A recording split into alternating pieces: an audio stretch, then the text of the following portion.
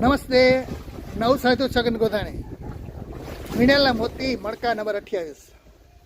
આજથી 15-20 વર્ષ પહેલાં ધોરણ 9માંનો પ્રવાસ બોમ્બે ઇમેજિકા ગયો હતો. તો ઇમેજિકાની અંદર સવારથી સાંજ સુધી છોકરાઓ આમધેમ દોડધામ કરે છે અને રાઈડોમાં બેસે છે.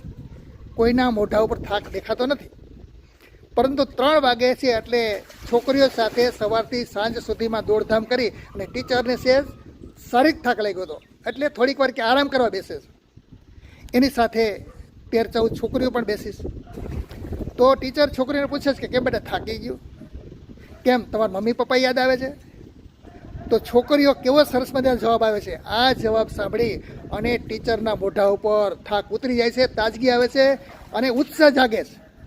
થાક ભૂલી જાય છે અને છોકરીઓ સાથે ફરી કે હાલો છોકરીઓ, આ રાઈડ બાકી છે, આ રાઈડમાં બીજી વાર બેસી. આમ કરી અને ટીચર છે છોકરીને લઈ અને ફરી વાર સવારની જેટલો ઉત્સાહ હતો આવા ઉત્સાહથી છોકરીઓ સાથે જાય છે.